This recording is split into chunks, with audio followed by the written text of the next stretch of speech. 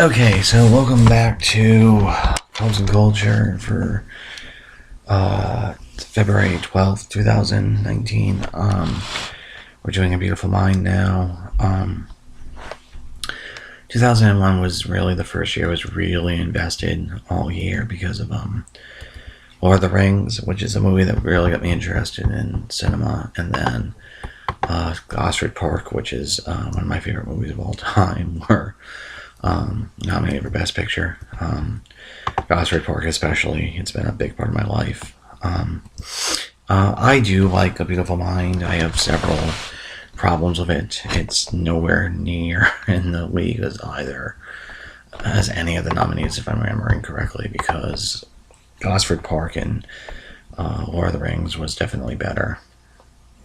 And so was Moulin Rouge and In the Bedroom. So it was the weakest nominee. Any case, it's a biopic of John Nash. John Nash is a mathematician who he won a Nobel Prize for this thing called the Nash equilibrium, which is a Nash equilibrium is a undesirable solution, but is stable in game theory, basically. I don't. So, like, if you have a prisoner's dilemma, the defect solution is the Nash equilibrium point, because that's this one that from both perspectives you will always end up in. And it's all about collecting how acting only out of rational self-interest without taking group dynamics into account leads to a worse off situation for everyone. It's a pretty major idea. It's sort of revised. Adam Smith, my connection to it is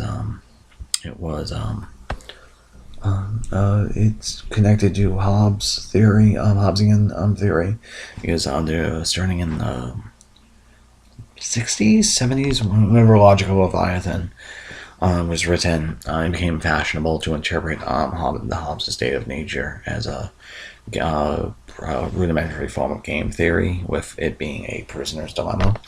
I'm not saying anything radical here. If you look up Hobbes game theory, you'll literally find hundreds of articles. Hobbes' state of nature is a prisoner's dilemma, with my favorite one being Hobbes' state of nature is not a prisoner's dilemma. Any case, as far as the movie is, so that's why I know a lot more about Nash. The movie itself, it's not bad watching it. It's very engaging and emotional. Russell Crowe is very, very good. But it's not a very daring film. It's a very middle-brow, Ron Howard film. Important subject movie. Excuse me. It won 4 Oscars for picture, director, screenplay, and supporting actress. I actually wish Crowe won for this and not Gladiator, because he's much better in A Beautiful Mind. The main thing is John Nash is also has schizophrenia, and so the movie, and it was diagnosed very late in his life, relatively speaking, because he was worked in the defense industry, and him being paranoid and conspiratorial was sort of encouraged because he worked in the defense industry.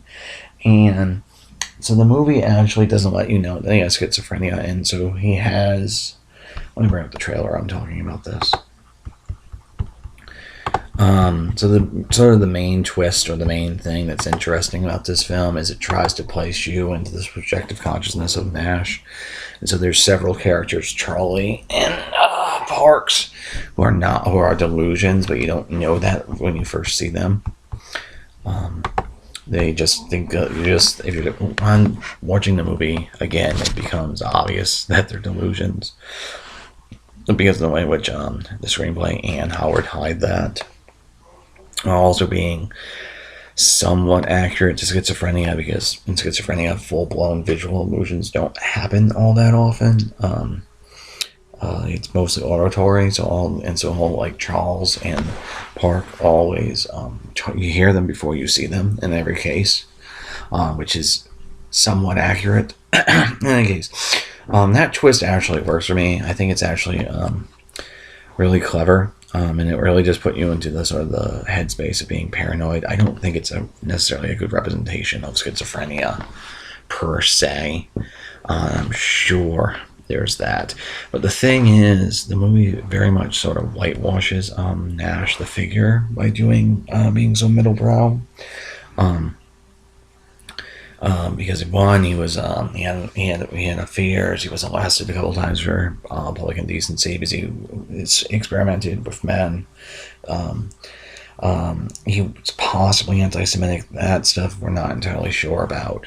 And he was a lot meaner than he is in the film. And I feel like a more daring film would have embraced that, especially if you could have kept the twist going a little bit. Because at one point, the real Nash thought he was in contact with aliens and was like the Emperor of Antarctica. And I would have wished they pushed the whole keeping the delusions real for you, further not revealing them to be a delusion until they got to like the aliens, which I think it would have been absolutely better way of making the twist more powerful, more daring, if you were going to do that.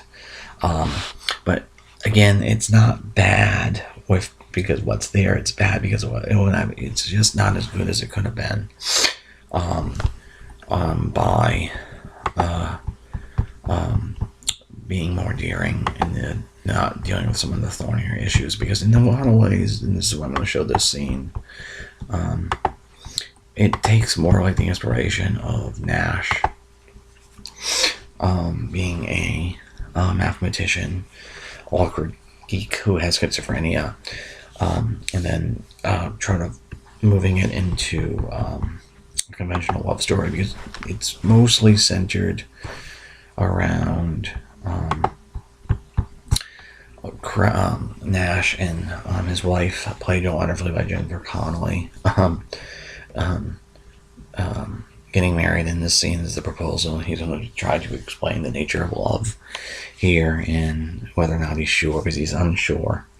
And she uses it sort of as a philosophical argument about how do you know the universe is so big, which is sort of touching. I also sort of like in the context of the movie that Nash, again, this is probably wildly inaccurate, but he somewhat solves his schizophrenia with a philosophical argument, because one of the delusions is a little girl and she doesn't age, and that's how he's able to recognize it. It's a delusion.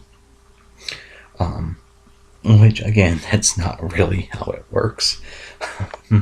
And the movie, just continuing on with the whole, like, it sort of removes the thornier aspects. It's built around this love story, is that they actually get divorced. And then at the end, the movie sort of implies that he gets out of his delusion, but he actually relapses after winning the Nobel Prize. So the movie sort of ends with him winning the Nobel Prize. So there's that. And I like the love story. Jennifer Connelly, who won the Best Supporting Actress, because she's not in, it's the first act doesn't really involve her. It's basically him in school and his theory, kind of getting to know him. Because in a sense, and it's kind of like a love triangle, because there's the one of his delusions is named Charles, and Charles is not a commanding delusion. He's like his college roommate, but he doesn't exist. So the movie sort of built around him having to pick his wife or his delusion, and he ends up picking his wife. And so the first act is him getting to know Charles, basically, which is again, it's a clever structure, and I really like Jennifer Connelly in this film.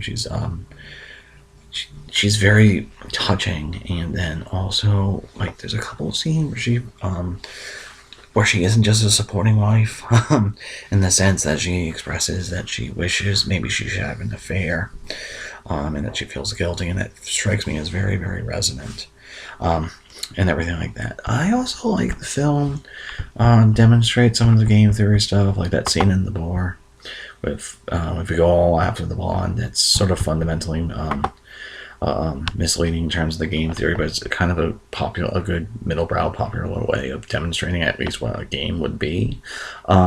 And then sort of the notion of a Nash equilibrium. Okay, so that's going to be it for Beautiful Minds, and you guys in a bit.